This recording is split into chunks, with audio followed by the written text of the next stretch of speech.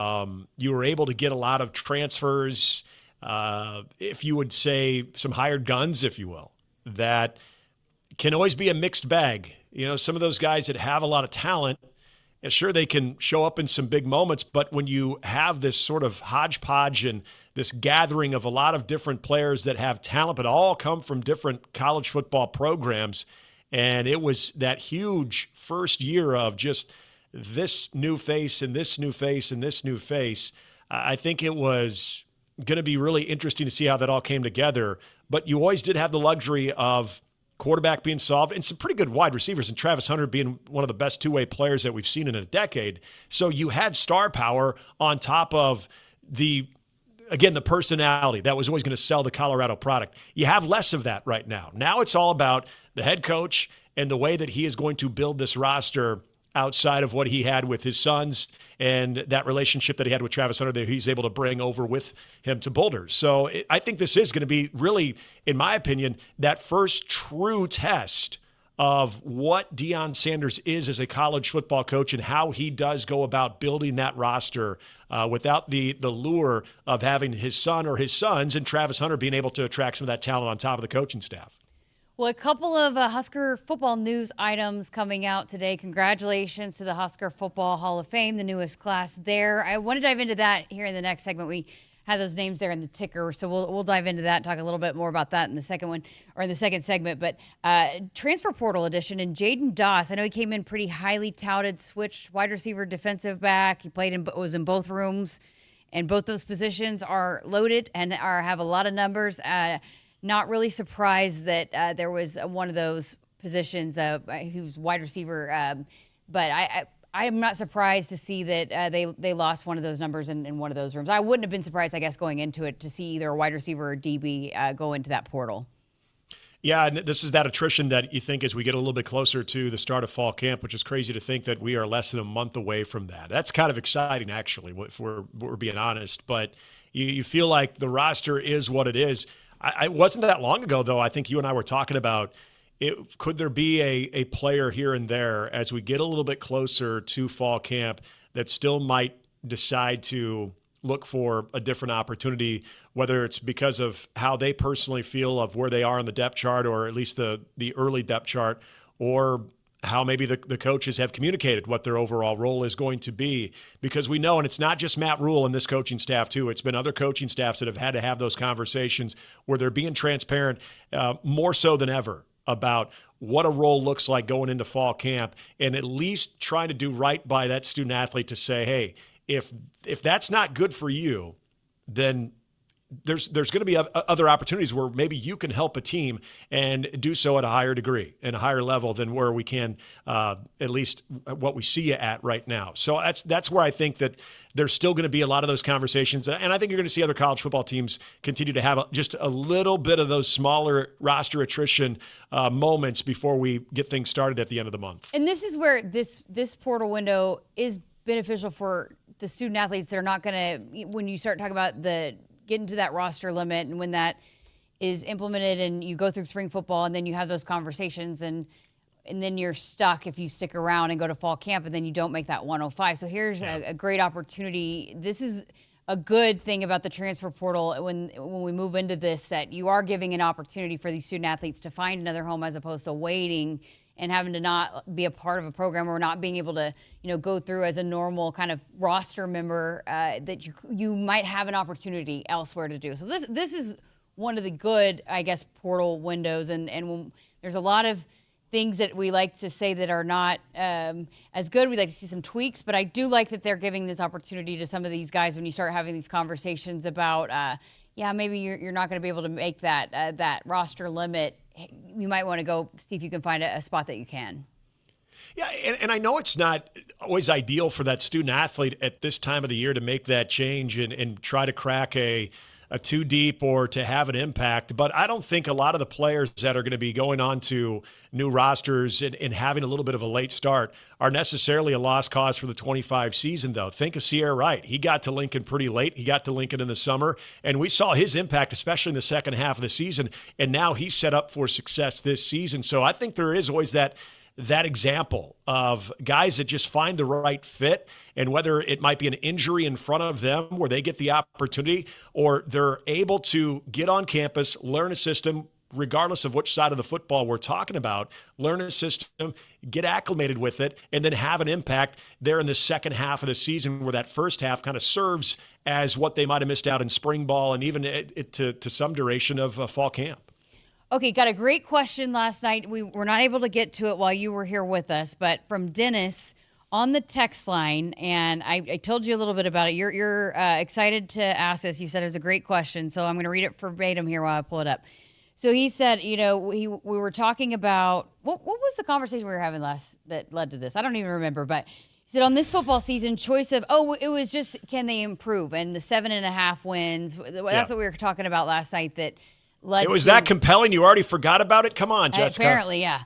I teed it up for you earlier. Come on. I know. But when we were talking about the over-under on the 7.5 that was set by Vegas, and no doubt we have pointed this out a lot, a takeaway here or there or a one less turnover here or there completely changes some of the conversations that have been had over the last few years in terms of this roster or the overall what the record ends up being. I'll say that. So Dennis says, Jessica and Nick, on this football season, choice of more takeaways or less giveaways to help their record?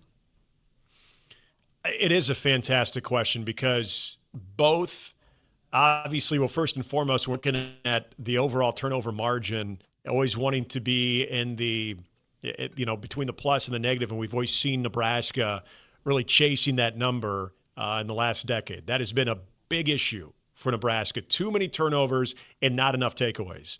And so that turnover margin has been so far out of whack for Nebraska in recent years. Now, last year was a lot better, but this is where I side on it. If we're talking about a 12-game season, I still lean on the side of I want to see less giveaways. Because if we see the turnover number go up for Nebraska, where Nebraska's giving the ball up more, to me, I'm assuming that part of that has to do with some interceptions. And this is the year that we want to see Dylan Raiola take that next big step, where he showed us so much last year as a true freshman. You want to see that accuracy even more refined. You want to see being able to, if that window closes, you're able to throw it away as opposed to try to force something into double coverage. Those little things that if you fine-tune are going to lead to even bigger numbers and more consistency for number 15. So I think that's where my mind goes. And I also go back to, and this is, I know, part of the conversation we were having yesterday, where you get a little PTSD of some previous years where there were games where the defense was playing lights out, but the offense continued to give the football away so many different times, where you could play a great game defensively. Maybe you get one takeaway, but the offense is giving the ball up 4 or 5 times, and so that margin is still not where you want it.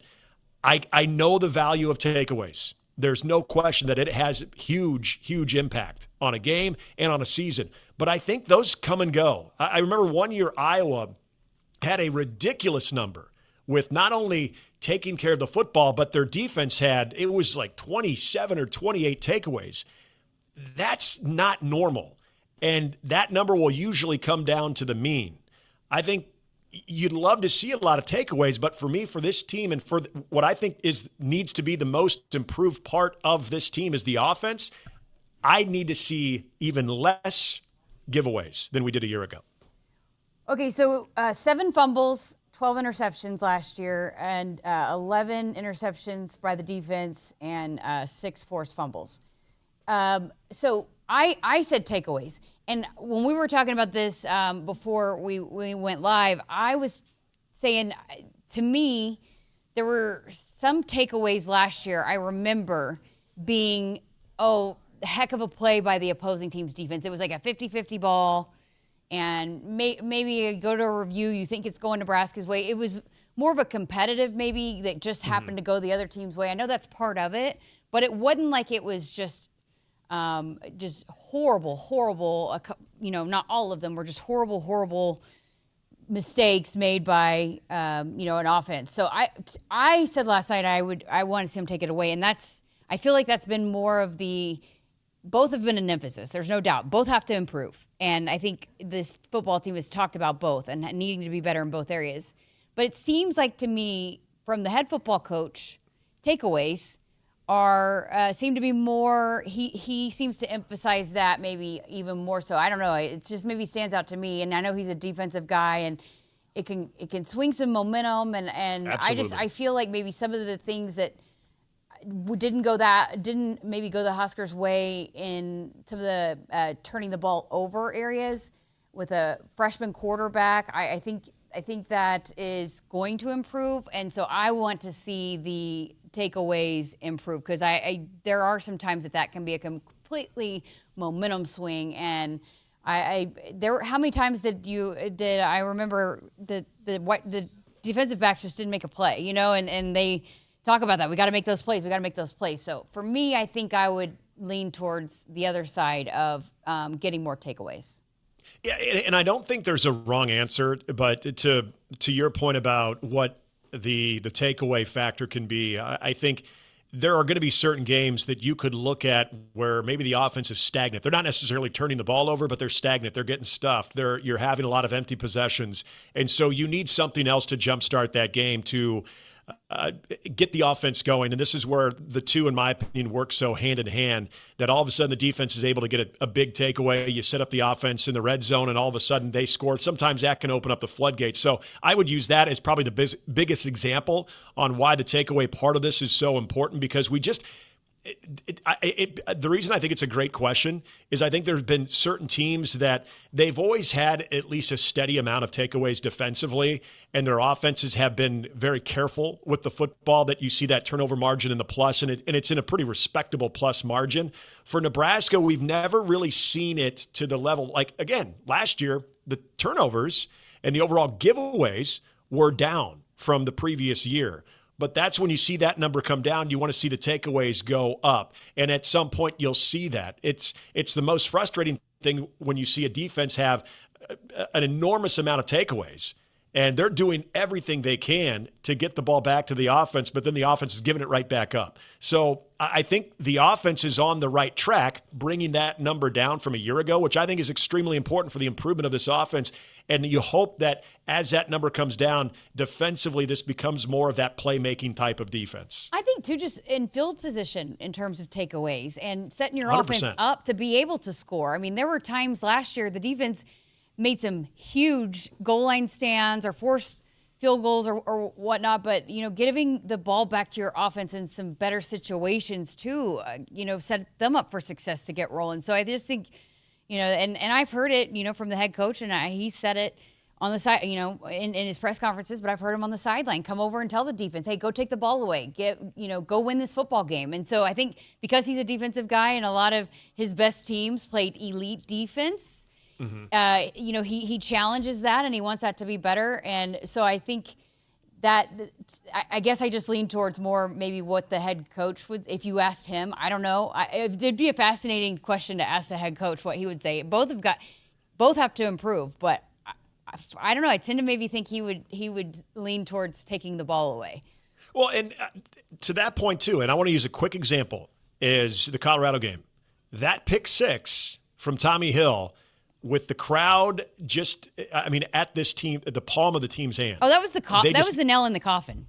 It was, and it was so early in the game. And so that example right there shows you how big that type of takeaway and turning that into an immediate score on a pick six was so big. But then I think about the second half of that game where the offense wasn't doing a whole heck of a lot, and you're thinking, boy, you're still kind of on that cusp of trying to put the game away.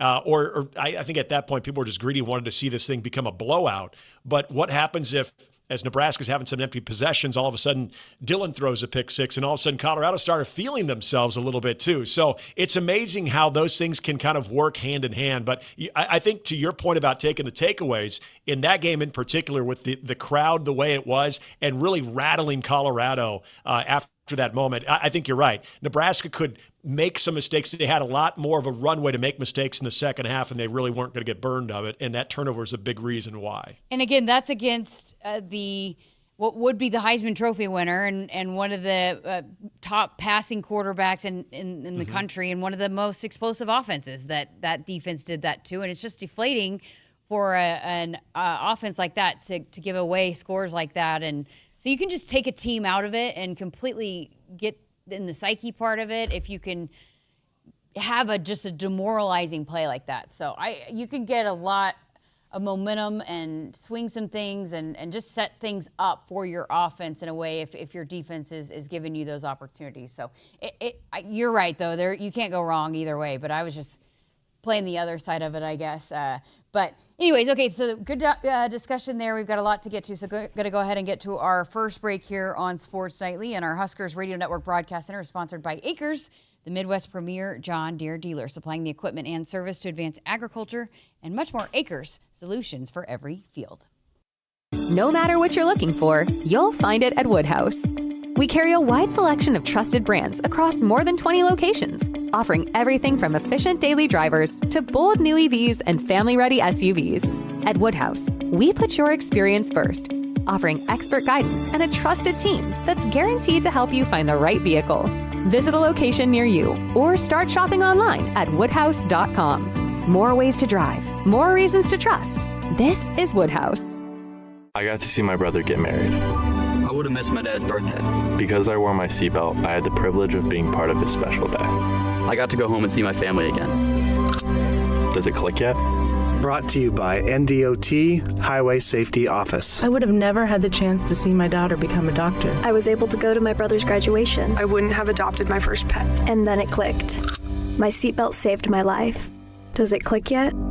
Brought to you by NDOT Highway Safety Office. Hit us up on the text line. Text 402-413-2400 with your Husker thoughts. On game day, every play counts. Now imagine having the same level of control in your field. Valley is where farming meets end zone efficiency. With AgSense remote irrigation technology, farmers become the MVPs of their fields. Real-time, play-by-play control means you're always ahead of the game. Score big with simplified irrigation technology from Valley, improving your life both on and off the field. Find your local Valley dealer at valleyirrigation.com. Nebraskans are choosing chiropractic for better health. Why chiropractic? Because it's safe, drug-free, and a cost-effective treatment option for back and joint pain. Plus, all generations can benefit from natural chiropractic care. Choose chiropractic first for pain relief or to improve your mobility, athletic performance, or overall wellness. Make chiropractic your first choice for better health, and find a chiropractic physician near you at nebraskachiropractic.org. Get your life back with chiropractic. At Woodhouse, we're with you every step of the way. With more than 20 locations and brands, you'll find options that fit your lifestyle. Whether you're looking for your first car, your next SUV, or something built to tow and haul. Enjoy straightforward pricing, helpful guidance, and a dealer experience built around you. Visit one of our convenient locations today or explore your options online at woodhouse.com. Serving our customers for 50 years, this is Woodhouse. I would have never had the chance to see my daughter become a doctor. Because my mom wore her seatbelt that day, I get to hug her when I go home. And then it clicked. Because I wore my seatbelt, I learned that one moment in time can change a person's life forever. Brought to you by NDOT Highway Safety Office. The day we were hit was the second to last day of our high school careers. We were about to graduate as best friends together. And then it clicked. Because we wore our seatbelt that day, we still get to experience life together. Brought to you by NDOT Highway Safety Office. Want to boost Nebraska's economy and help the planet? It's as easy as filling up your tank. Switch to soy-based biodiesel to cut greenhouse gases by up to 74% and support biodiesel growth. I'm Greg Anderson, a farmer near Newman Grove, Nebraska, and biodiesel has transformed our farm. It cuts emissions, raises the cetane number, and improves fuel lubricity. So ask for biodiesel where you fill up. It benefits our air, economy, and Nebraska soybean farmers. Nebraska soybeans, feeding, fueling, and innovating for the future. When you're in the stands and have the ability to control your irrigation in the field, it's a game-changing moment. Valley is where farming meets end zone efficiency. With AgSense remote irrigation technology, farmers become the MVPs of their fields. Experience real-time, play-by-play action and control that keeps you ahead. Score big with irrigation technology from Valley. It's technology that improves your life and lets you be at the game and in the game. Find your local Valley dealer at valleyirrigation.com. Woodhouse has been a trusted partner in your everyday since 1975. Shop for your next vehicle with the home team at Woodhouse and the official auto dealer of Nebraska Athletics. Welcome back to Sports Nightly. I'm Jessica Coody with Nick Hanley here tonight.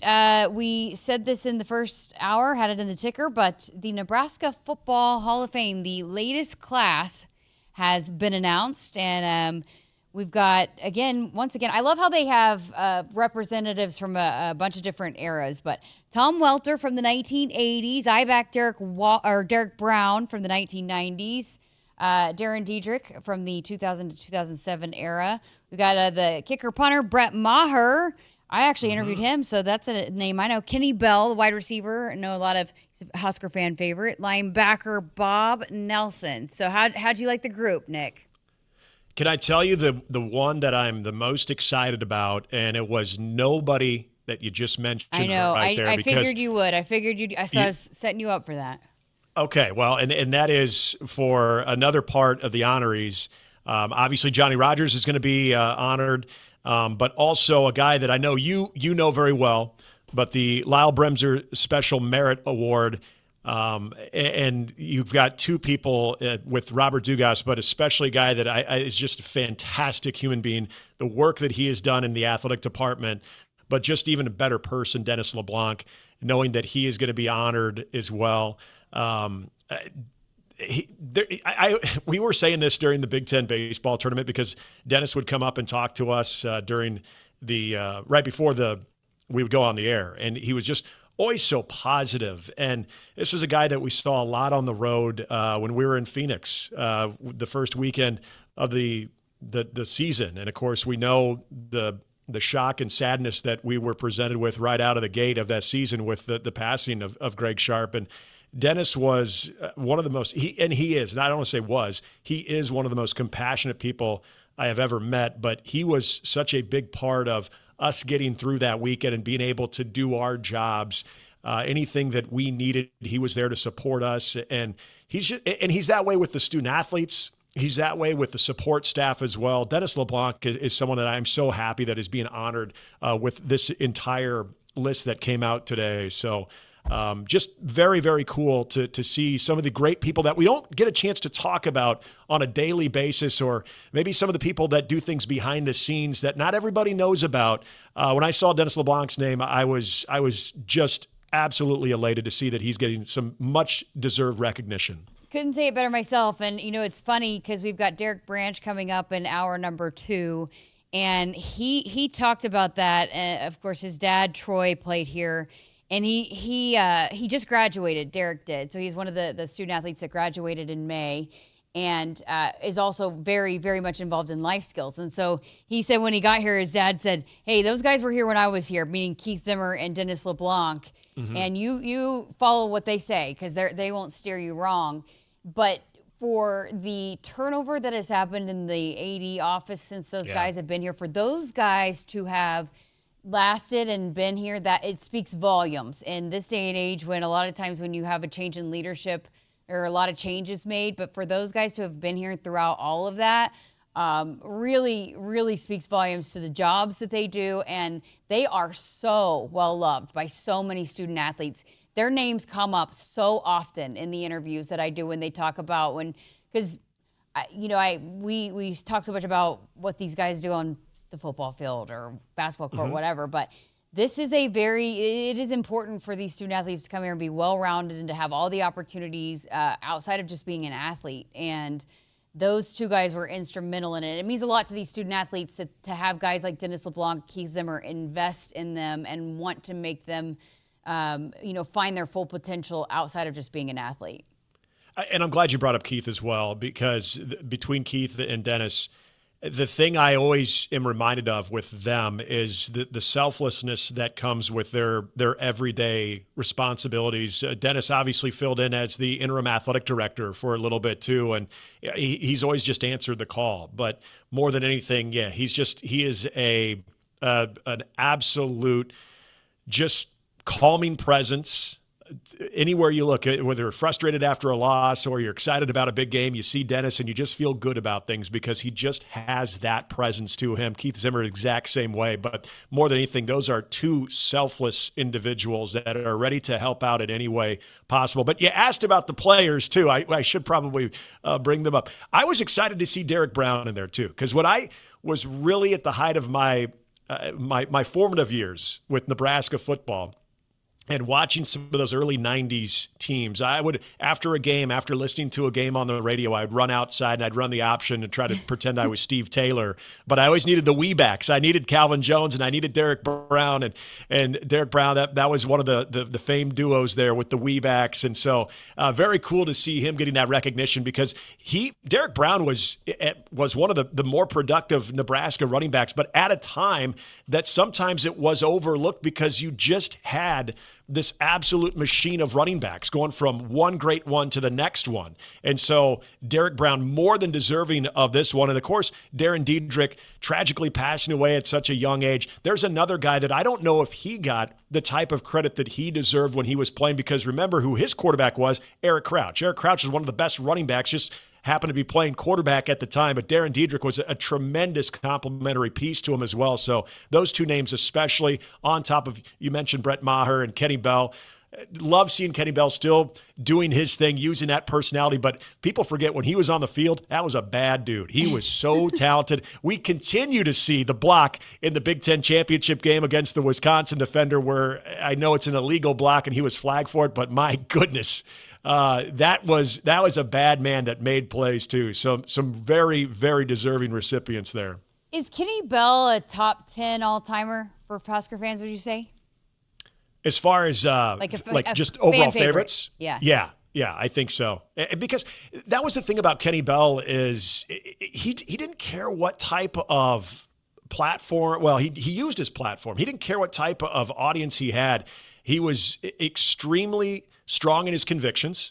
He was someone that when he feels that he needs to speak up about something, he would do so. And he would welcome any type of feedback, whether it was to agree with them or to counter any of his points. And he would get into some interesting back and forths with fans on different issues outside of football.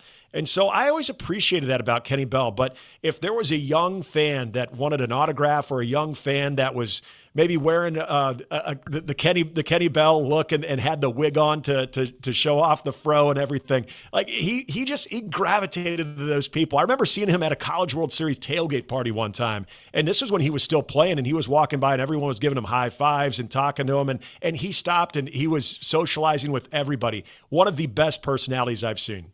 And really, really cool for Brett Maher, seeing that he's on the staff and he gets honored too.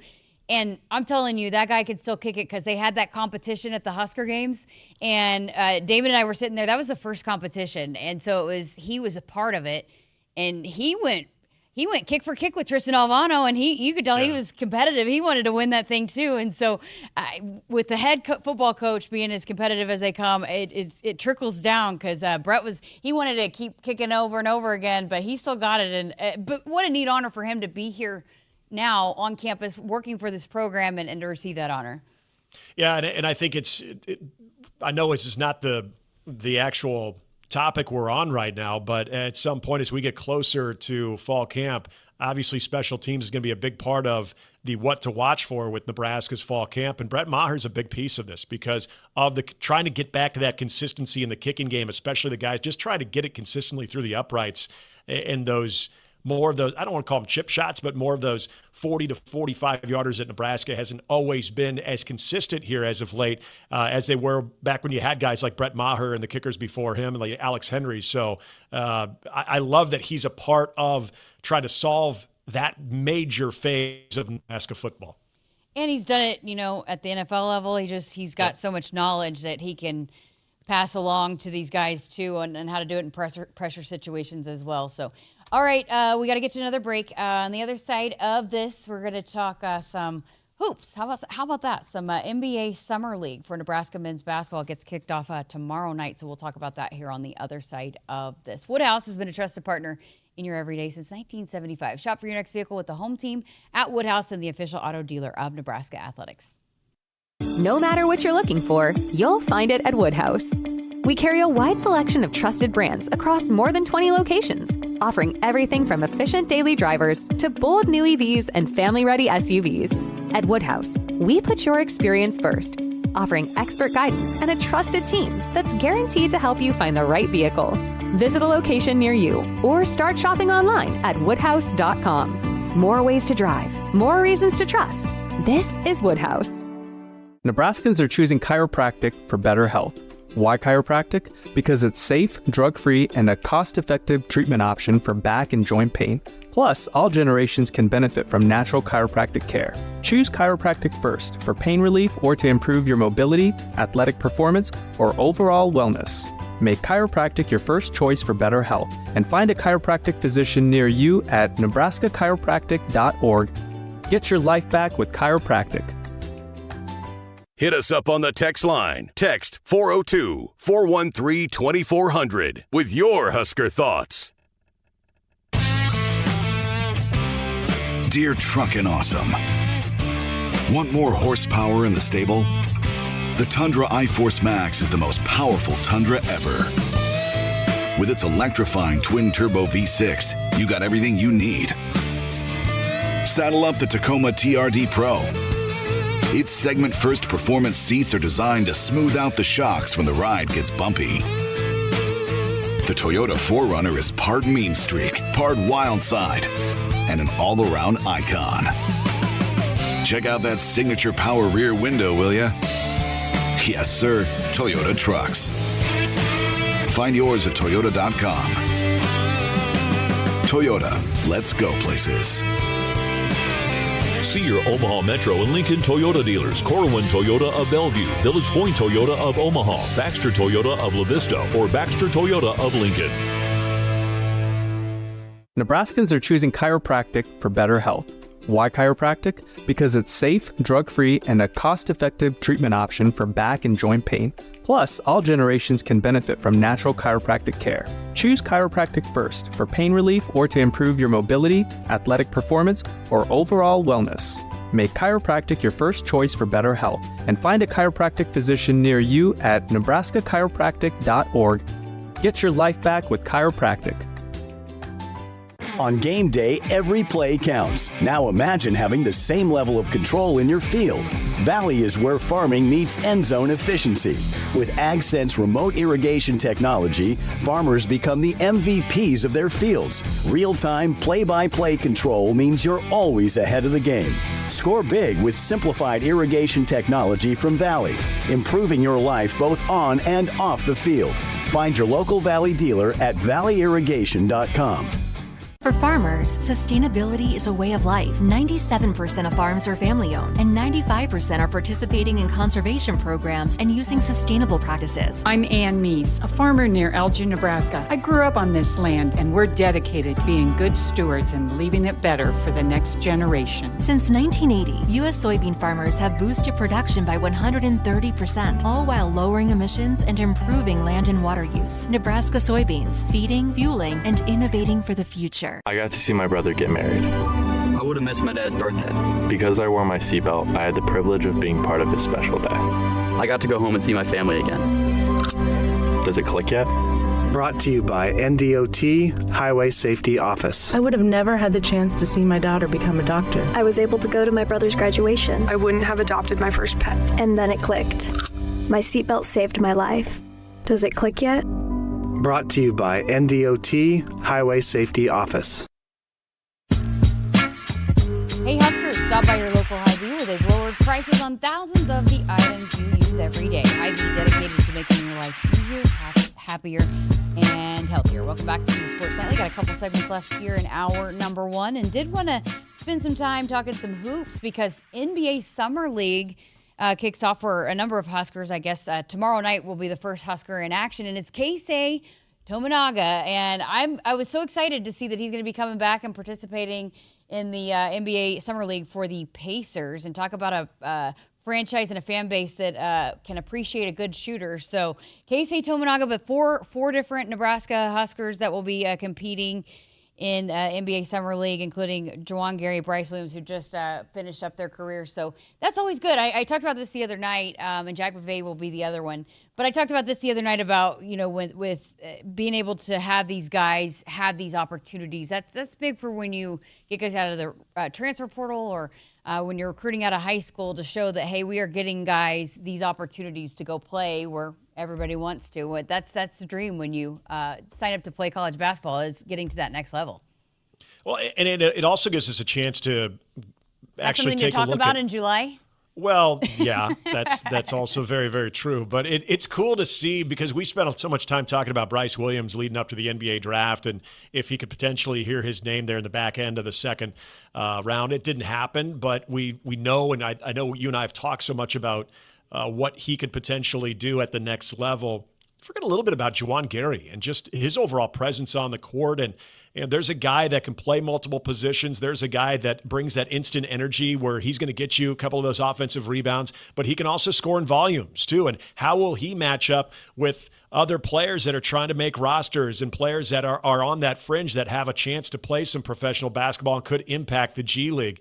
But another guy, and look, we know what Casey can do. Casey is a deadly shooter, and he's one of those guys that is going to, once he finds his footing, he becomes must-watch basketball because of what he can do and just having that limitless range. But the other guy that we haven't talked that much about when it comes to just his season that he had a year ago with Rio Grande Valley, and Jack McVay, averaging a little over 16 points per game, playing in 34 games in the G League as well. So there's another guy, another former Husker, that when you look at what he did at college and what you look at what he did at Nebraska, you're always curious on how that would translate. And we've seen him internationally, especially at the Olympics, really continue to make strides where you almost feel like from a professional standpoint, maybe we're just starting to scratch the surface with a guy like Jack McVay.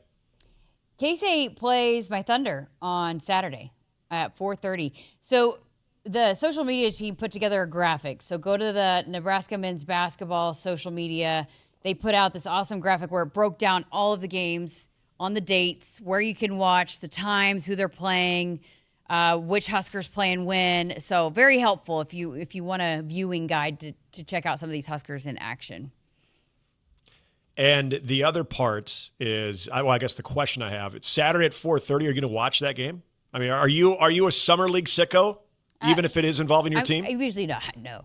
But since it's involving former Huskers, maybe I probably will. Yeah, I probably will watch that. Yeah, that's not sicko behavior. In the past, like I did watch a lot when Chet Holmgren got drafted because I was kind of fascinated to see how his game would look. But I usually don't, unless it's just like, okay, I really want to watch. I usually don't. I'm not like, oh my gosh, I gotta watch. I gotta DVR every game. I'm not a huge summer league fandom, but I will, because I am very, very curious to see Bryce Williams and how he does, because I think that he's got a game that translates. I think he is an NBA player. I don't know why, he was slept on, but I think he could absolutely play in the NBA if he finds the right fit. And I think if Juwan can be consistent offensively, right, that's been his. We saw him explode for games, and then we saw him where he maybe had not so good offensive games. He's always going to be a lockdown defender and rebounder. But if he can be consistent offensively, he could also play well. So I am such a huge fan of those two guys that I probably actually will watch more NBA Summer League than I ever have in the past, because I am very, very curious to see how those guys do. Yeah, and usually when there's that big dog, Zion Williamson, I remember when he had his Summer League debut, I wanted to watch that, see how it translated, because when guys are hyped and we saw them play it at just a ridiculous level at the collegiate level, that is, you want to see how that looks against the peers and guys that have maybe been in the league for a year or two. Cooper Flagg is going to be another one of those guys that I think there's going to be a lot of eyeballs. So I think it is always kind of an a la carte, if you will. If you want to pick out certain games to watch because this guy or this guy, you just remember playing in college at such a big level. But I'm with you when it does come to not only former Huskers, but a guy that I think is very intriguing like Bryce Williams with how does that game translate. We know, especially the way that he ended his college career, that it was on such a high note of how he was able to assert himself both offensively and defensively, what that's going to look like with this competition. All right, gotta get to our last break here of hour number 1. We're back to wrap up this first hour of Sports Nightly coming up right after this. You're going to feel a puff of air. Jong's Optometry has set their sights on staffing up. Try the next line. Hey, Kim, can you tell our 2 o'clock we're running 15 behind? Sorry, we're a bit backed up today. He needs an optometric technician to keep an eye on it all. Where are the dilation drops? Indeed can help him hire great people fast. I need Indeed. Indeed you do. You can schedule and conduct virtual interviews all from your employer dashboard. Visit Indeed.com/credit and get $75 towards your first sponsored job. Terms and conditions apply.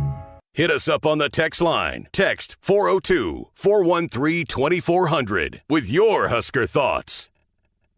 When you're in the stands and have the ability to control your irrigation in the field, it's a game-changing moment. Valley is where farming meets end zone efficiency. With AgSense remote irrigation technology, farmers become the MVPs of their fields. Experience real-time, play-by-play action and control that keeps you ahead. Score big with irrigation technology from Valley. It's technology that improves your life and lets you be at the game and in the game. Find your local Valley dealer at valleyirrigation.com.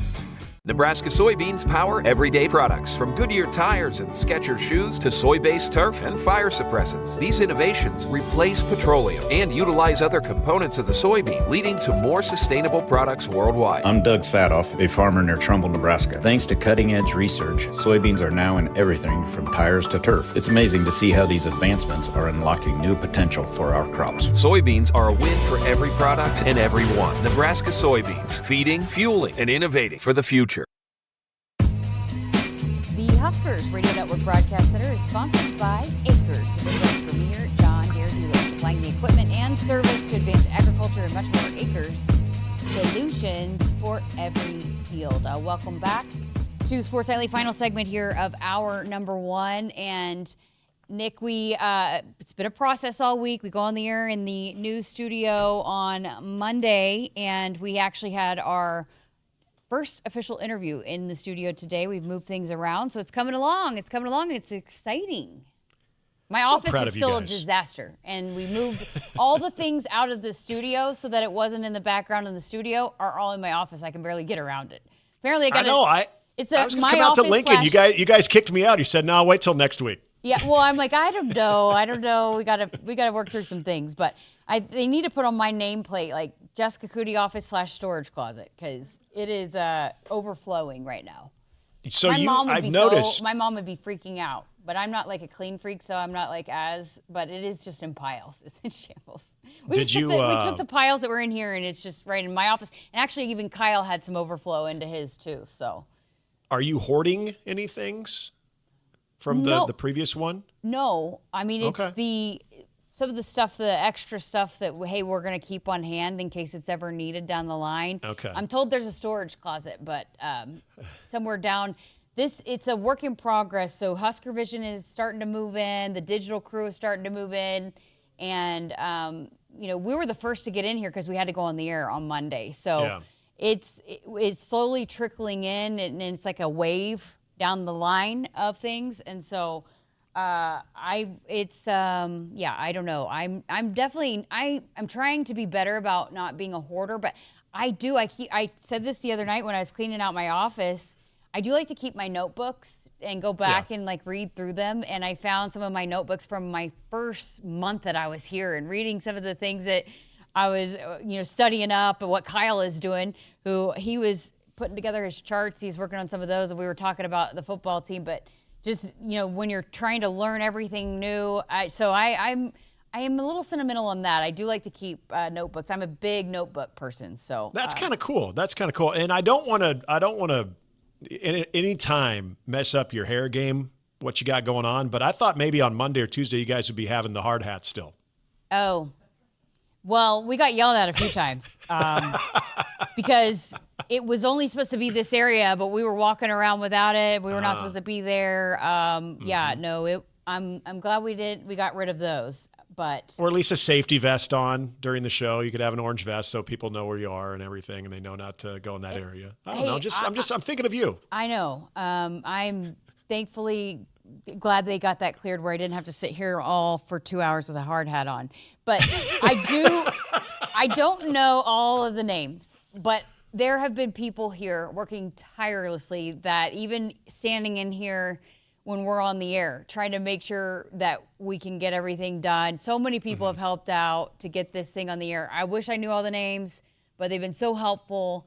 And, it's going to be fun to see, like, when Derek Branch came in here and how excited he was about some of the opportunities that are going to be here for student athletes. I know I keep going back to that, but thanks to Brandon Meyer, who included us in this and is making sure that we have all the bells and whistles and the best of the best. But it's still a work in progress. I can't wait for everybody to see it when it's all unfolded, but it's really exciting. So good stuff. And again, I'm just thankful that we've been able to be on the air all week. So, okay. It takes a village. We got to get to a break. We got more of the show coming up right after this.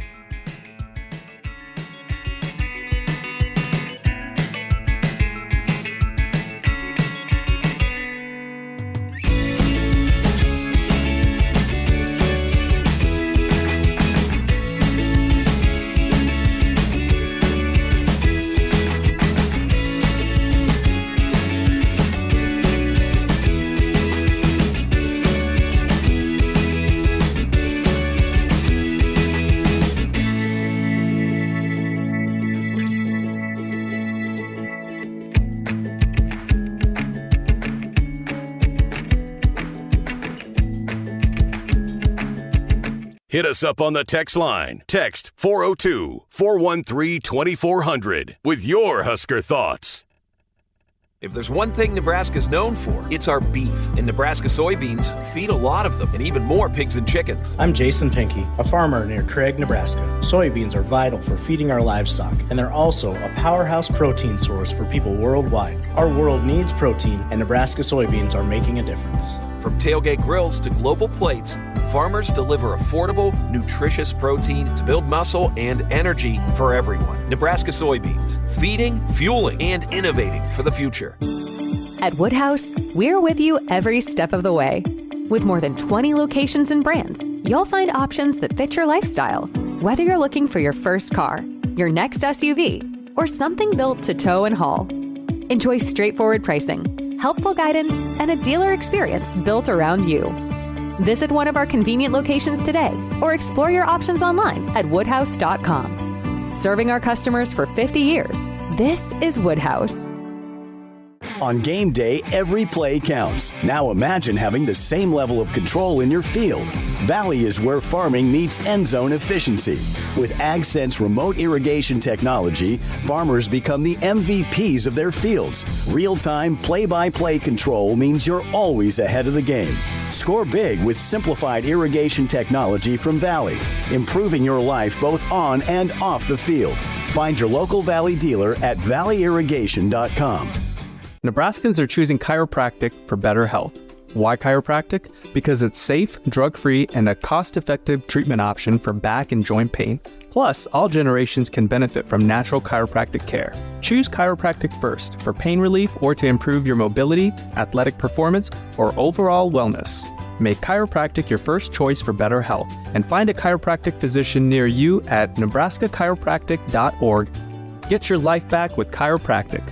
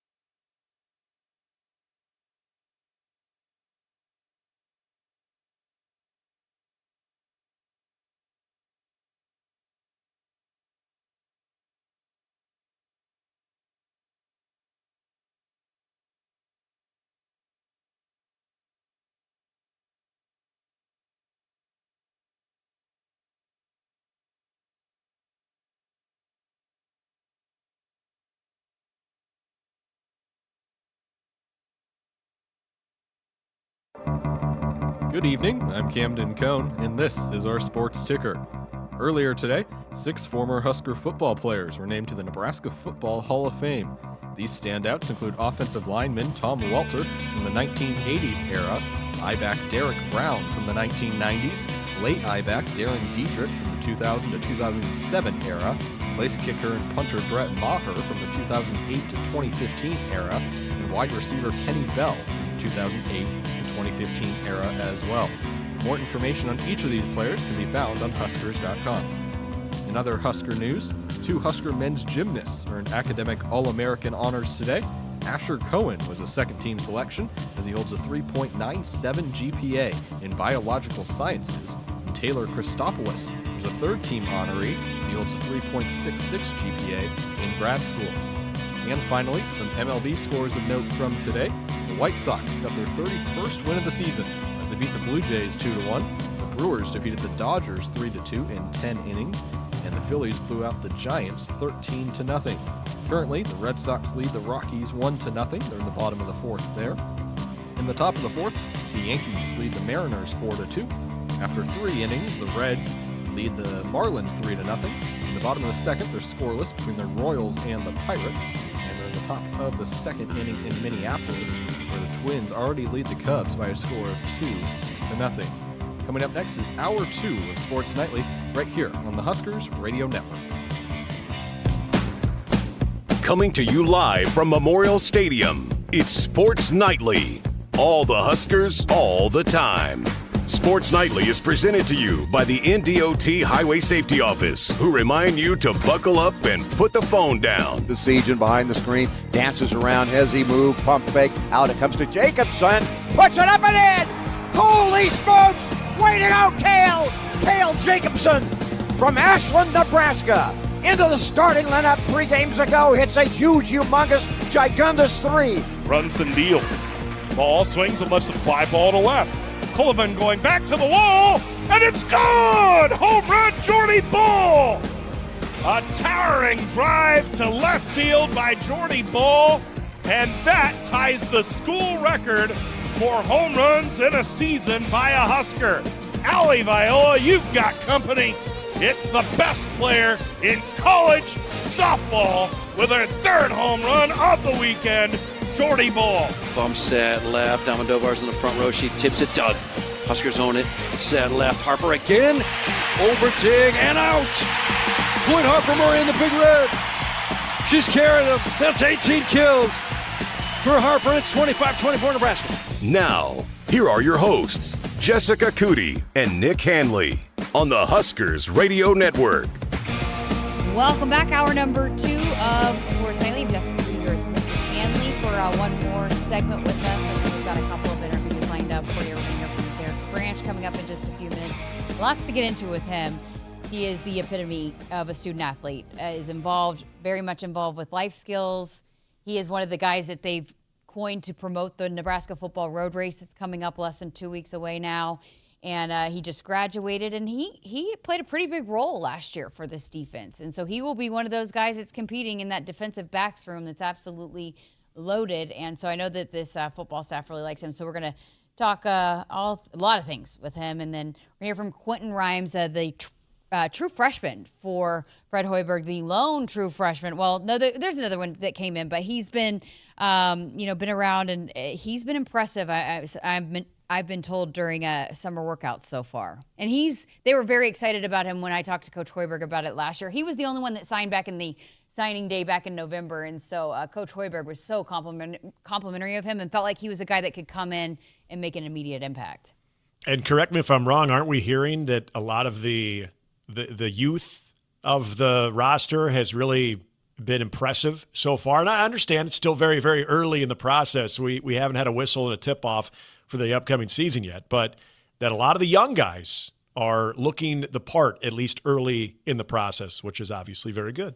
I think this time it's, they've got so many, they've got pieces coming back, but then they got a lot of new pieces. And so this is an important time. We talk a lot about the importance of this time for football. It's also for that men's hoops team as they're trying to gel and come together. And they're going to have a lot of competition too, which Coach Hoiberg, I think he really liked that last year and how much that pushed the group. And so they're going to have a lot of people, I think, maybe rotating in the beginning, and they'll try to narrow it down. But, yeah, those young players are definitely coming in and trying to earn some opportunities here early. So going to be fun to continue to follow that group. I'm excited. I talked to a few of them. I think Coach Hoiberg got some good pieces, and ultimately I can't wait to see what Rink Mass looks like. But all throughout last year, they were very, very cautious with him, because here is a guy that absolutely has an opportunity to play professionally.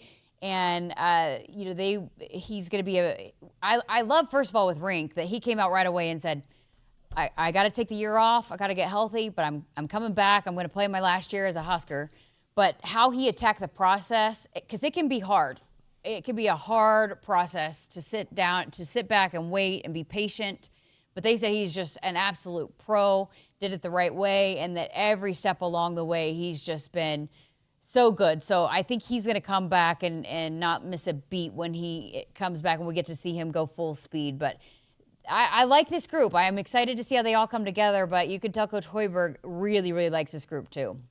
I think what you said about Rink Mass is, I think it's unique from the standpoint, because I was a little reluctant to believe that, okay, he had to sit out. We knew that, and that was going to happen. But when you're so close to the end of your college career that it's easy for you to just go ahead and say, all right, I'm going to rehab the injury, and then I'm just going to start working out, and I'm going to try to get myself ready to play professional basketball, whether it's here or overseas. And I just thought that, okay, this is going to be interesting to follow. He's going to rehab with Nebraska because of the resources that they have and the facilities that they have to stay around and to make sure that you're getting that top-notch physical therapy and that whole rehabilitation process. But for him, if you watched every game, you would have thought Rink Mass was a coach. He was always getting off the bench during timeouts. He was one of the first ones out to greet the players. There was just a lot of presence with Rink Mass that I thought how engaged he was with everything that they were doing, while also making sure that he was doing the work for himself individually to get himself physically right. I'm really fascinated to see what type of player he's going to be, because you can get new perspective, and that can do wonders for your game when you're watching it from a different vantage point and you're trying to teach the game to your peers because you can't be out there physically. And I said this earlier, when we got into the transfer portal market and we're looking at who was going to go where and who Nebraska could potentially get, I still maintain that the biggest addition to this roster was having Rink Mass back. Transfer portal or no transfer portal, Rink Mass to me is the biggest addition coming back, because we saw what he looked like before the injury, and now I'm excited to see what he looks like post-injury, but also with a little bit more of that knowledge with this system. And I think it also talks about the buy-in he has on Fred Hoiberg and this culture that has just been so important these last 3 years. Yeah, because he announced a year ago that Right. It was announced that he was going to miss this season. He's going to go undergo surgery. You know, I guarantee you people tried to tamper with him. And so it just speaks to his loyalty. He's locked in here. And I've been told that men's basketball is way worse than anything else in terms of what people are offering, that can they actually fulfill that. And so for him, I know that there were people that came after him trying to lure him away. And for a whole year that I'm sure he tried to hear it. Maybe he shut it down. I don't know. Like, that's the thing. How do you handle that? Because you're going to have people in your ear. But he stayed in here. He stayed locked in. He was part of the team on the bench, like you said. He's gone about his rehab the right way. And he's a huge piece for this group moving forward. They will go as far as Rink does. He's going to have a big season for this team to be successful. I think he knows that. I think he embraces that. But to me, and you hit that at the first part of your point about you're a little nervous and when it was so early on, but if that doesn't make you like Rink Mass even more, that he stuck around, given this what the era is of college basketball and how kind of dirty it can be and people tampering and the offers that I'm sure were rolling his way, and he's still going to be a Husker. It's got to make you like Rink Mass even more. Someone being true to their word. And it's a rare thing. You're right, because there's a lot of different things that can pull you away from what your initial intention was, that circumstances can change things. So I applaud him. You're right. I think if he wasn't already one of the fan favorites, after the season that he had 2 years ago. I think just staying committed to this program and to Fred Hoiberg and being able to really, I think, become a sort of a mentor to some of the younger players and some of those new faces that came in last year. For him to do that on top of his rehab, I think, yeah, it's definitely commendable. Well, on the kind of the note of the NIL and the clearinghouse, it was supposed to go into place, and we've talked a lot about that, trying to get a handle on paying players and then not doing the work for that amount of money, trying to figure out a system to monitor that. So you have the rev share, but then you can pay your student athletes additional money with the NIL earnings. And it has not gone well. And it is, there's a lot of people unhappy. I had heard that there was maybe some not being too high or too optimistic on this working. And I was trying to be optimistic. Let's see if we can find something that works. And it does not seem like it's going well right now. And I think we were all going to be a little naive to believe that right out of the gate, once rev share became the reality, officially became the reality, and the ruling was signed off on, that the clearinghouse would go into effect, and that all of the worries that coaches and anybody involved in athletics were going to just go away because it was going to solve everything. And my hope is that some of these outrageous numbers that you're hearing about, and again, I think it's going to be dare to stop us type mentality, where there are going to be people and schools that are going to be more aggressive when it comes to trying to poach. They're going to continue to do so until they are actually dealt with. And until they're dealt with, that's the next, in my opinion, and maybe I'm alone on this, that is the next phase of this, because you're going to have transgressors. It's going to happen. This is the high stakes of college athletics now, and now we have a revenue share with it, but now we still have collectives involved in it. We have a guy that Nebraska lost out on, of a recruit that we heard signed a 3-year contract of $5 million with his revenue share, and I'm assuming there's collective involved with that as well. So now you're basically hearing about these rev share contracts that are coming out. Now, I'm not saying that wasn't done on the level, but it's just a different world. And with the amount of money, for people to think, well, that's going to make the game a lot more stable when it comes to acquiring talent, I think we're a little naive to believe that, until in my opinion, the first domino of this whole thing is, and that is going to be whoever the biggest transgressors when it comes to doing things outside of what the guardrails are at least attempting to be, how they actually are dealt with, and how the different oversight committees will look at this and how they will punish those types of schools. I do think, and Ross Dellinger, again, was another guy that he's the guy to follow on all of this, but, he was doing some reporting on this, and at Big 12 Media Days, a number of the coaches talking about we got to get to where they're employees. And look, we thought that maybe the settlement would help some things, but I can't even keep up with the amount of lawsuits that are being filed every single day. I mean, it is all over the place, and you've got different states involved passing different legislation. So it's still, it doesn't seem like it's fixed any of the issues that have been the issues. And so you got to figure out some way to oversight this thing, to regulate it, because it's early goings on at the settlement. It doesn't seem to be improving much. I know it's just the first couple of weeks of this thing, but it doesn't seem like it's slowed down the lawsuits, and it doesn't seem like they've got a handle on some of the NIL trackings yet either. Here's a question that I have too, with when it comes to lawsuits and the different types of revenue share that are going to be out there, and people. We talked about the Title IX part of this before, and it was kind of a gray area if that would ever make it to the courts and how the courts would rule. We've seen in the last decade now, and that's how we got to this point with revenue share and with the collective name, image, likeness, that the courts have largely favored the student athlete or the plaintiff in these matters. I am curious now, with a lot of the different financial opportunities that student athletes have, not just in football too, but name, image, likeness, and revenue share. Will the courts continue to side with the student athlete or the plaintiff in these matters, where this thing will continue to move even further back and that pot will get even bigger and bigger and bigger, to where the only solution is going to be making these student athletes, or at the very least football players, employees. Because I just, at some point, isn't that where it's going to also have to happen to slow this thing down? Is the courts are going to have to say, well, okay, there's a lot going on, and there are a lot of financial opportunities for student athletes, far more than there have ever been. So we're not just going to blindly rule in your favor. The exploitation and everything that has really fallen apart at the NCAA level. I think at some point you are going to see a judge or two say, okay, I think you've accomplished what you needed to accomplish.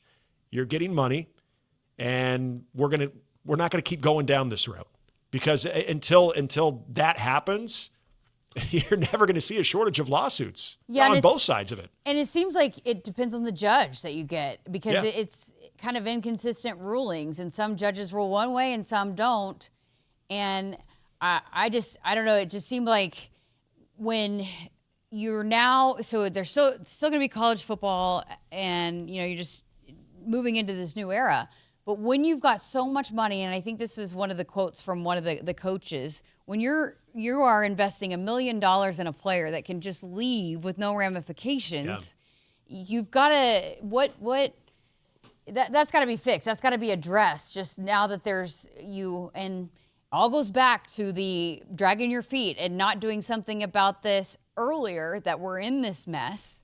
But there's got to be some way that you are protecting the assets that you have invested, because you can't go over the cap, right? And so if you're giving a guy this amount of money, that you're building the rest of your roster around this chunk of money that you're giving to somebody, and then then that person leaves, well, then you got to find a way to replace that kind of player, or how you work around that kind of money. I'm glad it's not my job, and that's why you have seen basically every college football program have a GM or have somebody in place that is managing that. But when you're tying up and kind of promising that amount of money to a certain player, and then there's no kind of regulations or stipulations to if you leave, that's definitely got to be addressed. Well, and I know Deion Sanders was one of those speaking about that topic today, and talking about how there needs to be a salary cap. And you just mentioned, there is that cap with rev share, but there are ways around that, right? Yeah. And so I don't blame Deion Sanders or any other coach being a little susceptible, or at least feeling a little suspect that this is going to all of a sudden create some type of balance when it comes to the powers of the sport actually having more competition, or having more parity, where this is also going to benefit the middle to lower tiered teams that just, quite frankly, don't have that opportunity to compete on a financial standpoint. And so, or from that standpoint anyway. So my whole agreement with a lot of the coaches that spoke at Big 12 Media Days today, it seems like they're unified, and for exactly what you said right there, that you're putting this type of money and effort into players, but there is zero ramification, because this goes all the way back to things that have been cleared to try to put a little bit more on the student athlete side, that for such a long time it felt like it was so one-sided, and really the NCAA was so archaic in the way that they handled student athletes. I mean, there was a time, Jessica, remember, that a bagel was considered a snack, but a bagel with cream cheese was considered a dinner or a meal, and you could only have a certain amount of those. You couldn't use a fork or a spoon. Right, yeah. It was the most archaic thing. So, yes, that needed to be corrected. But the big question, and I know a lot of these college football coaches make a lot of money. I always say this before I go on and try to cue a violin for a coach. I get what they're making with their salaries. But it doesn't mean they're wrong when the type of pressure you're putting on them to win, because these guys are only, they've got basically a 3 or 4 year window to get it done before, if that result is not satisfactory, they're looking for a new coach. Well, guess what? They're being held accountable for not winning on the field. Well, it's a lot tougher to do that when guys, like you just said, you got $1 million to a couple million invested in them, and all of a sudden they're like, hey, you know what? I'm going to go somewhere else. And not only am I going to go somewhere else, but there was another program that was trying to recruit me while I was actively playing for the other team, but nobody's doing anything about it. So there's a lot of different things you have to monitor, and there's a lot of new pressures on head coaches at all these college football programs, even the very top, even the Georgias of the world, even the Ohio States of the world. Winning a national championship is great, but it doesn't always mean everyone on that roster is happy and everyone on that roster is not talking to other teams. I feel like he had a bit of an accent on the bagel. Bagel. Bagel? Bagel. It's bagel. Did I? I said bagel. You said bagel, didn't he? Did I say bagel?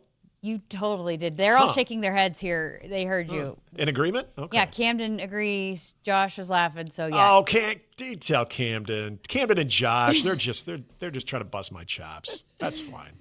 Okay, well, we just had such a depressing topic. I know that it's a kind of people do not like hearing that kind of stuff, so we're going to brighten the mood and talk some Nebraska football road race and all the positive things that are still about college athletics with Derek Branch. The night is always darkest before the dawn. Right? We're setting him up. Our very first official interview here in our brand new studio. So keep it here on Sports Nightly. And Woodhouse has been a trusted partner in your everyday since 1975. Shop for your next vehicle with the home team at Woodhouse and the official auto dealer of Nebraska Athletics. Nick, we'll talk to you tomorrow night. Sounds good. With Progressive's Name Your Price tool, you get coverage options based on how much you want to pay for car insurance. And then you decide how to spend the rest of your money because you're in charge. And right now, you're going to pay for groceries. But you decide what groceries. Just keep in mind you're running out of dishwashing soap. But you decide if you're going to buy that soap. It's just those dishes won't clean themselves, will they? Remember, with Progressive's Name Your Price tool, we'll help you find coverage at a fair price. And then you're in charge. Progressive Casualty Insurance Company and affiliates. Not available in all states. Price and coverage match limited by state law. Hit us up on the text line. Text 402-413-2400 with your Husker thoughts. When you're in the stands and have the ability to control your irrigation in the field, it's a game-changing moment. Valley is where farming meets end zone efficiency. With AgSense remote irrigation technology, farmers become the MVPs of their fields. Experience real-time, play-by-play action and control that keeps you ahead. Score big with irrigation technology from Valley. It's technology that improves your life and lets you be at the game and in the game. Find your local Valley dealer at valleyirrigation.com. I would have never had the chance to see my daughter become a doctor. Because my mom wore her seatbelt that day, I get to hug her when I go home. And then it clicked. Because I wore my seatbelt, I learned that one moment in time can change a person's life forever. Brought to you by NDOT Highway Safety Office. The day we were hit was the second to last day of our high school careers. We were about to graduate as best friends together. And then it clicked. Because we wore our seatbelt that day, we still get to experience life together. Brought to you by NDOT Highway Safety Office. Nebraskans are choosing chiropractic for better health. Why chiropractic? Because it's safe, drug-free, and a cost-effective treatment option for back and joint pain. Plus, all generations can benefit from natural chiropractic care. Choose chiropractic first for pain relief or to improve your mobility, athletic performance, or overall wellness. Make chiropractic your first choice for better health and find a chiropractic physician near you at nebraskachiropractic.org. Get your life back with chiropractic. No matter what you're looking for, you'll find it at Woodhouse. We carry a wide selection of trusted brands across more than 20 locations, offering everything from efficient daily drivers to bold new EVs and family-ready SUVs. At Woodhouse, we put your experience first, offering expert guidance and a trusted team that's guaranteed to help you find the right vehicle. Visit a location near you or start shopping online at woodhouse.com. More ways to drive, more reasons to trust. This is Woodhouse. Want to boost Nebraska's economy and help the planet? It's as easy as filling up your tank. Switch to soy-based biodiesel to cut greenhouse gases by up to 74% and support biodiesel growth. I'm Greg Anderson, a farmer near Newman Grove, Nebraska, and biodiesel has transformed our farm. It cuts emissions, raises the cetane number, and improves fuel lubricity. So ask for biodiesel where you fill up. It benefits our air, economy, and Nebraska soybean farmers. Nebraska soybeans, feeding, fueling, and innovating for the future. On game day, every play counts. Now imagine having the same level of control in your field. Valley is where farming meets end zone efficiency. With AgSense remote irrigation technology, farmers become the MVPs of their fields. Real-time, play-by-play control means you're always ahead of the game. Score big with simplified irrigation technology from Valley, improving your life both on and off the field. Find your local Valley dealer at valleyirrigation.com. The Huskers Radio Network Broadcast Center is sponsored by Akrs, the Midwest premier John Deere dealer, supplying the equipment and service to advance agriculture and much more. Akrs, solutions for every field. I'm Jessica Coody, and we have our very first guest in our brand new studio, and it's a good one. Derek Branch from Husker Football joining us here. Welcome. You are our first one, so you are going to set the bar high for us here in this brand new studio. Yeah, thank you for having me. No pressure, right? Right. Well, a lot I want to get to with you. Lots of fun things with you. You're very much involved with the life skills program, and that's what you're going to promote here today, the road race coming up in less than 2 weeks away. But we've got a lot of things to get to before we get to that. So you just went to Panama with the life skills team. Tell us about that trip. It seems like every athlete I talk to, it's life-changing. That was going to be the word I was going to use to describe it. It's completely life-changing. It's changed my perspective on just a lot of things about life. You know, seeing people that are, you know, it might be a third world country and they have so much less than what you have, but seeing like just the unbridled joy that they have on a day-to-day basis, it really makes you come back to the States and think about like, how do I implement that into my life? And so it was great to see that. And I was able to make so many like discoveries about myself and realize, you know, just gain confidence in, you know, who I was. And it was just an overall great experience. I couldn't recommend it to more student athletes. What was your favorite moment, favorite part? Like one specific thing that you did that you took away the most? I loved getting to interact with the kids at the you know, there was a school, so they kind of took us on. Basically, like we would go when it was our day to work with the students. We would go on boat rides, and we would go pick them up for their little like kind of their little villages, and we'd get to pick them up and just seeing the joy that they had. You know, they're sometimes living in shacks, but seeing them just run to the boat, jump off the dock, seeing how like independent they were from such a young age. And then being able to see the impact we were able to make when they were, you know, when we were playing with them, and that was a really special moment for me. Probably take a lot away just an appreciation of the things that you have and the things that you get to do. Oh, absolutely. And then you come back, and then you got, you know, the training table, you got all these amenities, and it's like, wow, we have it really, really nice. You know, we might be a little spoiled. Oh, that's awesome. Well, you just graduated too. Yeah. How was that? How did that feel? That was surreal. It was always, you know, being like the student part of the student athlete has always been big for me, and I've always tried to like maximize those sort of opportunities that I had off the field, and it was always a major milestone for me to get that degree. So to be able to walk across that stage, it meant the world to me. So you're basically the epitome of a student athlete, because you do well in the classroom and you are very much involved in the life skills, and then you play a role for this Husker football team too. So why has that been important for you to really embrace all the aspects of being a student athlete here at Nebraska? I think it was something that was preached to me growing up, just being well-rounded. You know, my dad actually played here for the Huskers in the 90s. And, you know, Keith and Dennis were both still around back then. And one of the number one things he said to me when I got here was, you know, make sure you're in good with them, because, you know, from his experience, he knows like the opportunities that they can open, or the doors that they can open for you. So that was preached to me, and I just tried to, you know, listen to people that I thought were smarter than me. That's awesome. You know, just some of the things that you're involved in. Tell us about that and what you enjoy about being involved in some of those programs. Yeah, so you know, through the College of Business, I was a Clifton builder, and I really loved that program. It was, you know, for people that don't know, it's based off of the like Clifton Strengths Test. So it kind of, you know, the Strengths Test pops out your top 5 strengths, and my major was kind of looking at people's top 5 strengths and realizing like how to maximize what people just inherently do well. And, you know, the research shows that, you know, you're more productive and you're more like, you know, teams and companies run better when people are working with their strengths. So, you know, be able to take that to kind of the athletic side and like, you know, see strengths in people and figure out how to make people tick. That's been fun.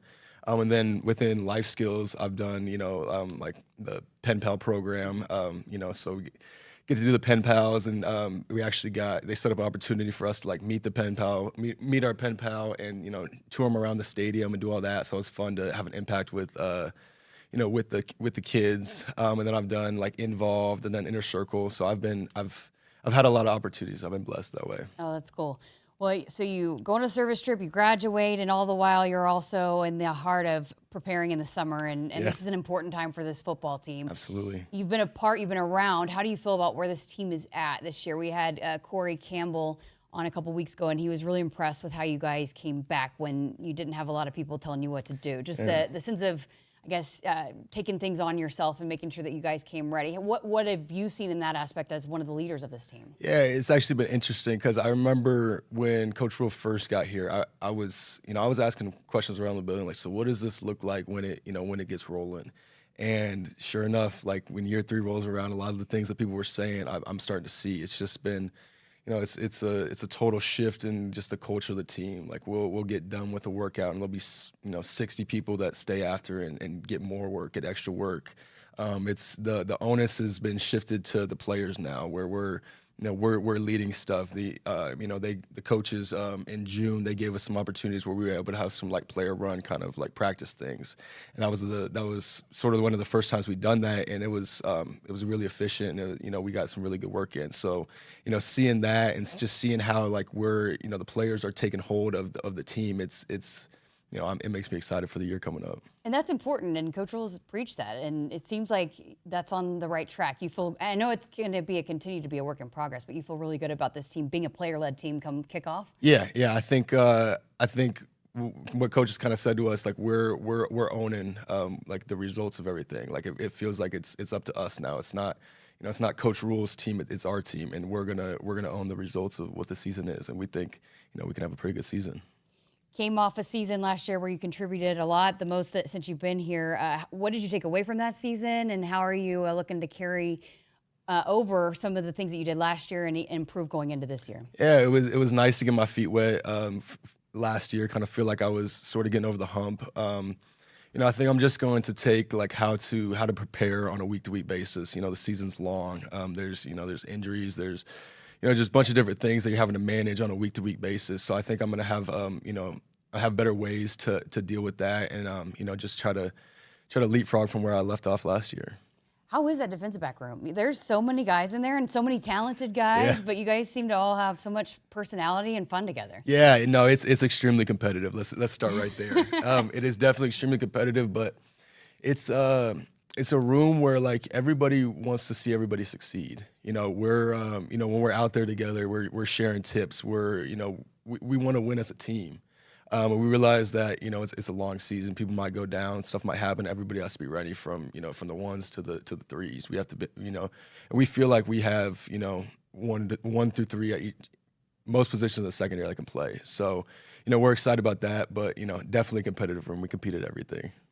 I feel like I was talking about this the other night, just doing interviews with guys, and now that this is my 4th season, and like you mentioned, 3rd with Coach Rule going into it, and there's a different kind of belief, it feels like. It's one thing to say some things, but then it's another when you can tell people believe it. How much do you feel like this team believes in some of the things that maybe there hasn't been maybe as much of in the past? Yeah, I think some of the non-believers have been weeded out of the locker room, and it's people that are, we have big goals, but it's people that we believe that we can do that, so we're striving to do that now. And so like some of the extra things that we're doing, there's not as much lip smacking about what we're having to do. It's like we're doing this because we know where we can get to.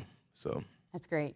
Okay, let's talk about the Husker football road race, one of the best events that happen, especially in the summertime, and one of the very few events that fans and people that participate can really get up close and personal and interact with you guys. How much fun have you had just being a part of the Nebraska football road race as a player here the last few years? I've had so much fun. I think when I got here as a freshman, it was like the first event I did that kind of like, inducted me into the team. So it's been, seeing it evolve through the years, it's been really fun, and just, seeing the impact that you're able to have with the fans and kind of getting to interact with them on a more personal level. Because, we have the helmets on, so sometimes it's hard for people to see us as people. Now I think this event is a major one where people it kind of humanizes us in a way. Being that again you're very familiar with the goings on of this program your entire life from Lincoln. Dad played here, all of that.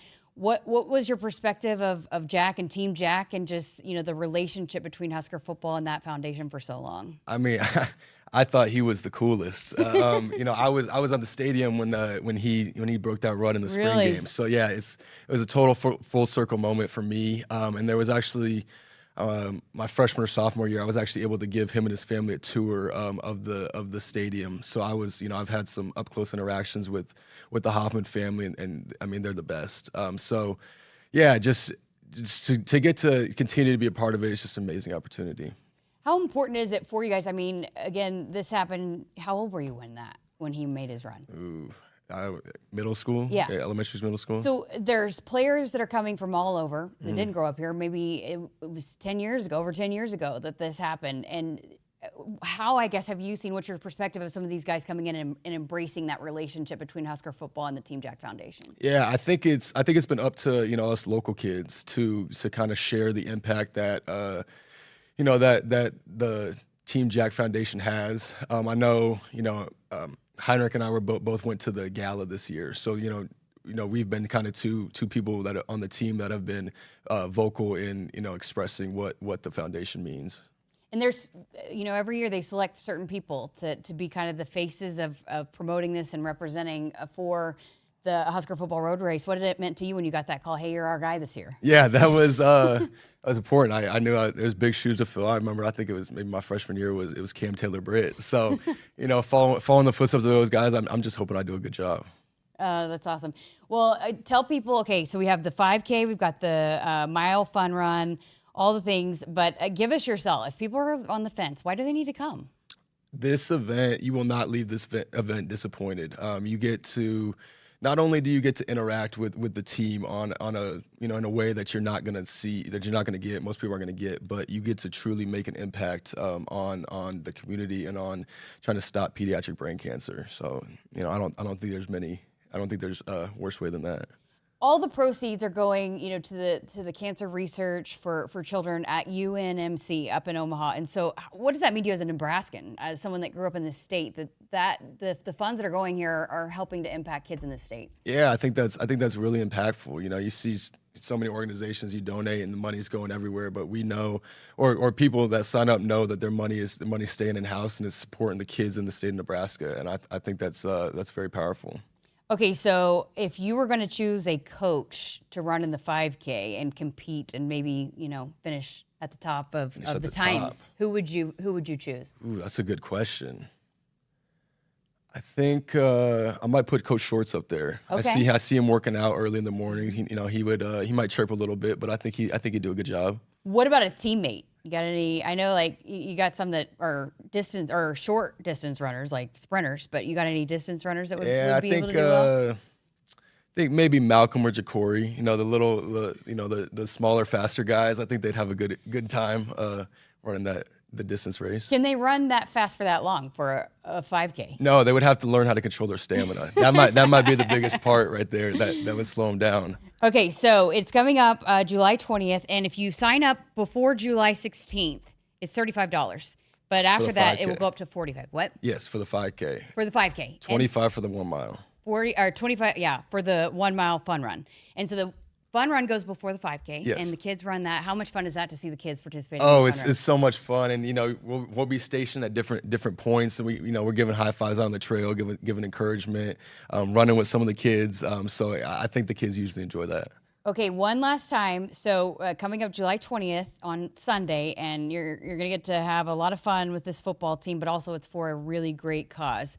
So $35 before July 16th for the 5K, and then it's $25 for the 1 mile fun run. All that information, huskers.com/road race. Give your final sell, your final pitch for listeners to be a part of this year. Spots are filling up quick, so we want we want to see everybody there. It's a great opportunity to see the team for the first time heading into the season, and you're supporting a great cause. So what better way to spend your money than to be with the team and help stop pediatric brain cancer? Awesome, I love that sell. Okay, last thing, I ask this every year: are you going to be in charge of the starter gun?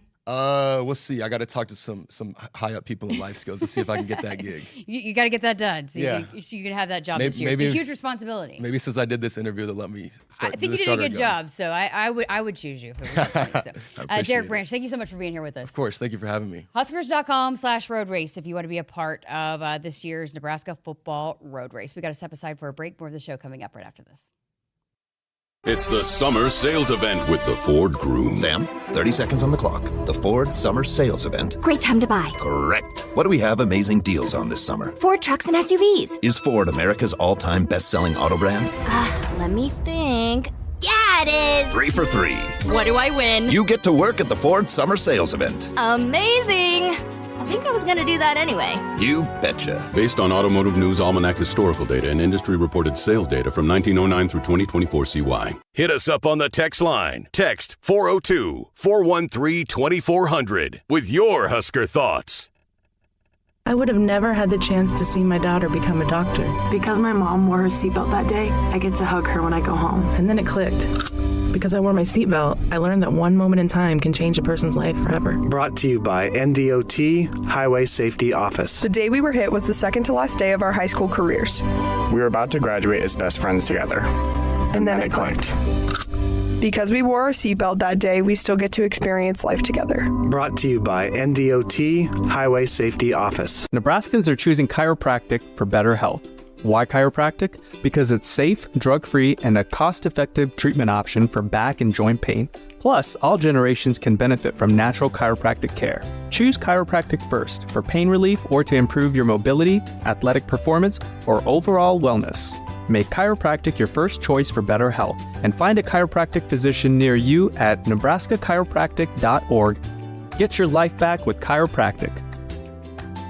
When you're in the stands and have the ability to control your irrigation in the field, it's a game-changing moment. Valley is where farming meets end zone efficiency. With AgSense remote irrigation technology, farmers become the MVPs of their fields. Experience real-time, play-by-play action and control that keeps you ahead. Score big with irrigation technology from Valley. It's technology that improves your life and lets you be at the game and in the game. Find your local Valley dealer at valleyirrigation.com. For farmers, sustainability is a way of life. 97% of farms are family-owned, and 95% are participating in conservation programs and using sustainable practices. I'm Ann Meese, a farmer near Elgin, Nebraska. I grew up on this land, and we're dedicated to being good stewards and leaving it better for the next generation. Since 1980, U.S. soybean farmers have boosted production by 130%, all while lowering emissions and improving land and water use. Nebraska soybeans, feeding, fueling, and innovating for the future. At Woodhouse, we're with you every step of the way. With more than 20 locations and brands, you'll find options that fit your lifestyle. Whether you're looking for your first car, your next SUV, or something built to tow and haul. Enjoy straightforward pricing, helpful guidance, and a dealer experience built around you. Visit one of our convenient locations today or explore your options online at woodhouse.com. Serving our customers for 50 years, this is Woodhouse. I got to see my brother get married. I would have missed my dad's birthday. Because I wore my seatbelt, I had the privilege of being part of his special day. I got to go home and see my family again. Does it click yet? Brought to you by NDOT Highway Safety Office. I would have never had the chance to see my daughter become a doctor. I was able to go to my brother's graduation. I wouldn't have adopted my first pet. And then it clicked. My seatbelt saved my life. Does it click yet? Brought to you by NDOT Highway Safety Office. Hey, Huskers, stop by your local Hy-Vee where they've lowered prices on thousands of the items you use every day. Hy-Vee dedicated to making your life easier, healthier, and happier. Welcome back to Sports Nightly. Really appreciate Derek Branch stopping by. That was a fun conversation. So many things that he's involved in, so it's fun to dive into all of that. We're going to continue our conversations with the newcomers tonight, the Nebraska newcomers and men's basketball. Quinton Rimes is one of, it's an older basketball team, but there is a trio of younger players that have been, I think, pretty impressive so far throughout summer workouts.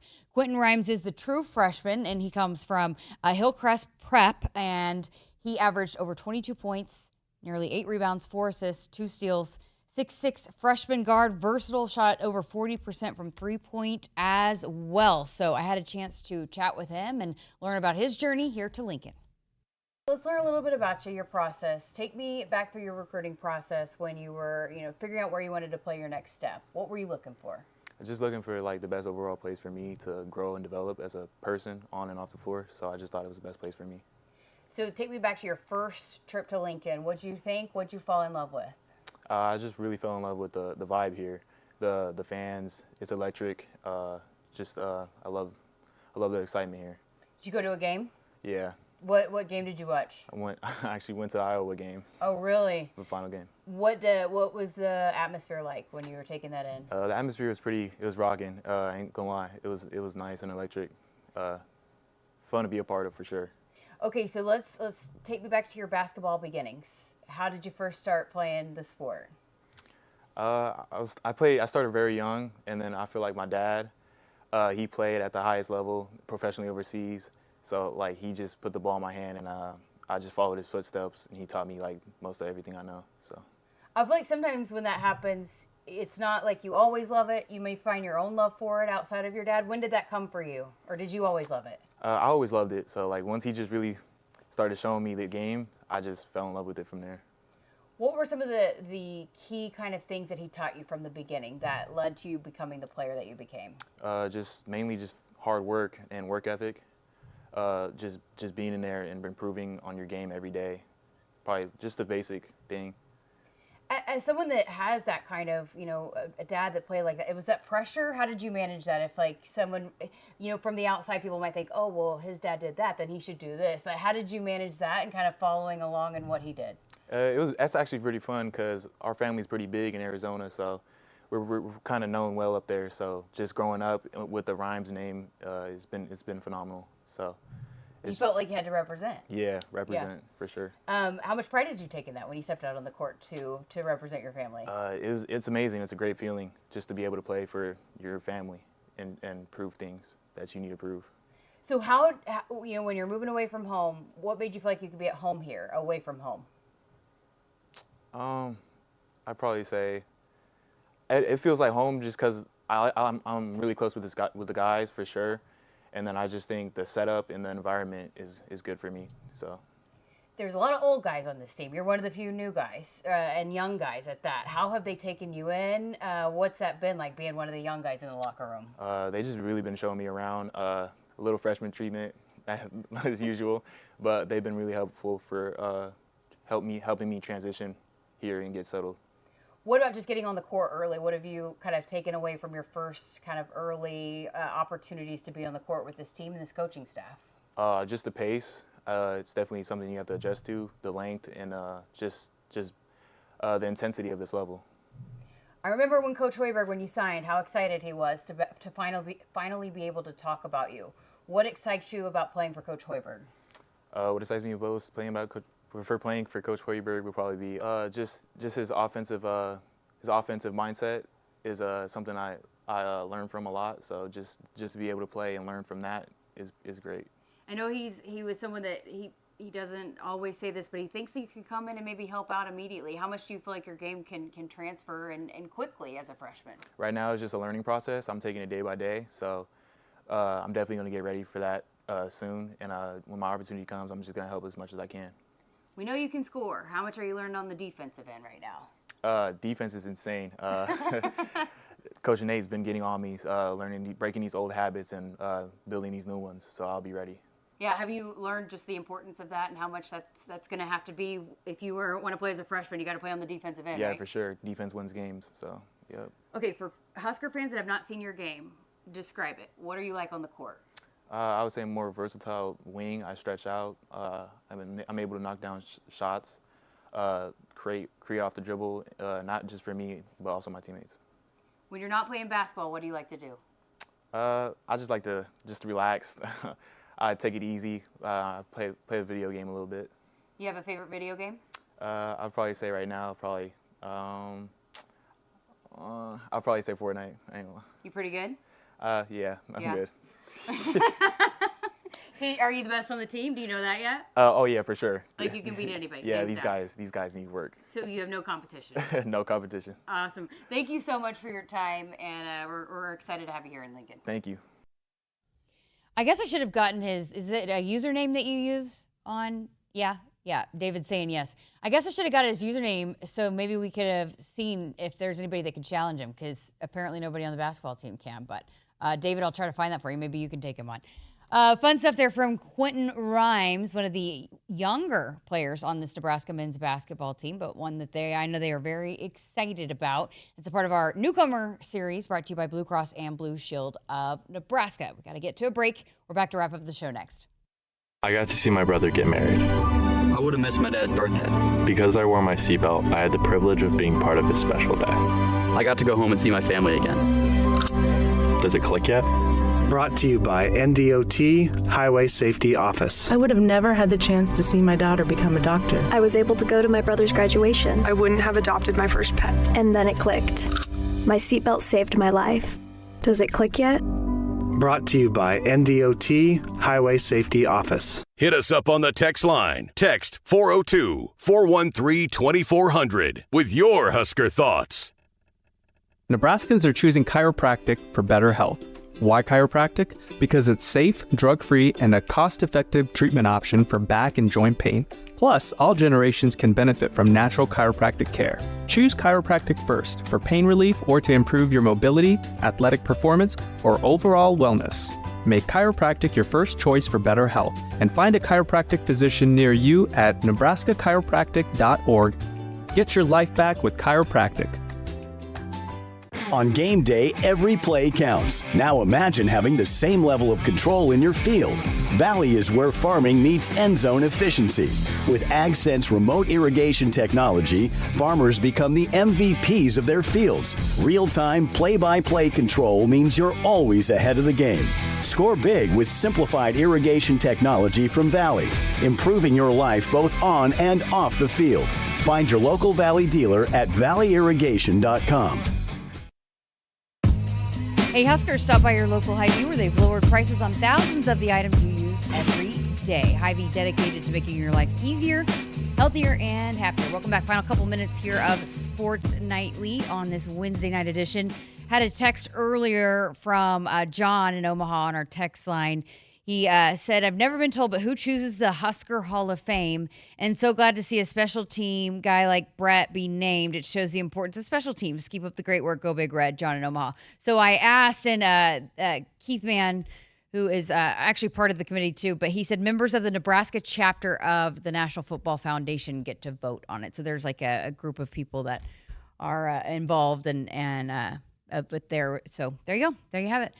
So coming up tomorrow night, Kyle will be back. He's going to have an interview. So his first official interview here with the Huskers Radio Network. He's going to talk to Aaron Taylor, who was a part of the Nebraska Athletics Hall of Fame. We've been talking about the Nebraska Football Hall of Fame, but earlier this summer, Aaron Taylor was named to the Athletics Hall of Fame. So Kyle is going to get a chance to chat with him. We will bring you that conversation. And we're also going to hear from Kendall Blue, another newcomer to Nebraska men's basketball. We'll stick with the theme here this week and hear from the final guy this week that we talked to. So then we'll have to circle back and get a few more. But Kendall is fun. He's got a fun story. He's got a connection to Emmett Johnson. They played AAU basketball together for several years. So I asked him about Emmett's basketball skills, and so it's pretty funny. But so that we'll have that conversation for you tomorrow night. Nick will also be back with us tomorrow night as well. So. Appreciate you listening in. I know we have some more tweaks. We're continuing to work it out. We'll get better throughout the week, and we'll be rolling hopefully by next week. But thanks to David and Camden and Nick and everybody that helped out with us here tonight. We're back tomorrow night for another full 2-hour show here on Sports Nightly in the Huskers Radio Network. Have a great night, Husker Nation.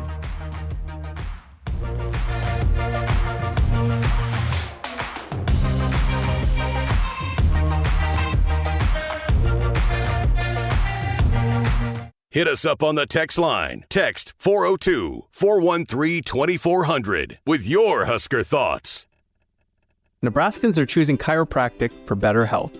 Why chiropractic? Because it's safe, drug-free, and a cost-effective treatment option for back and joint pain. Plus, all generations can benefit from natural chiropractic care. Choose chiropractic first for pain relief or to improve your mobility, athletic performance, or overall wellness.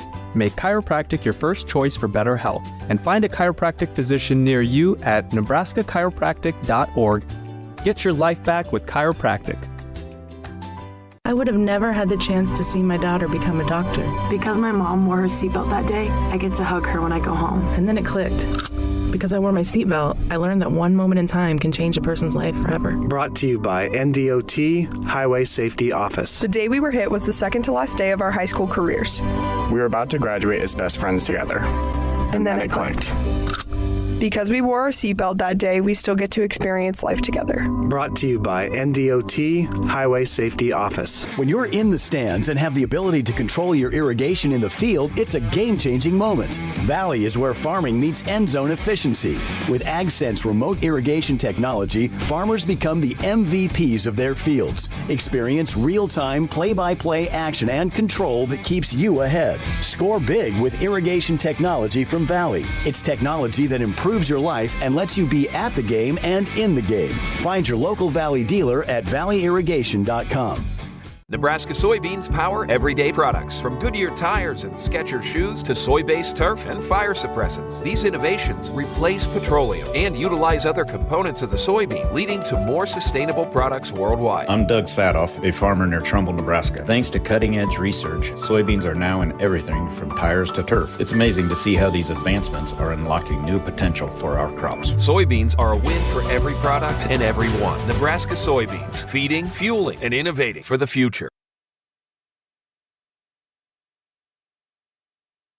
This is the Huskers Radio Network.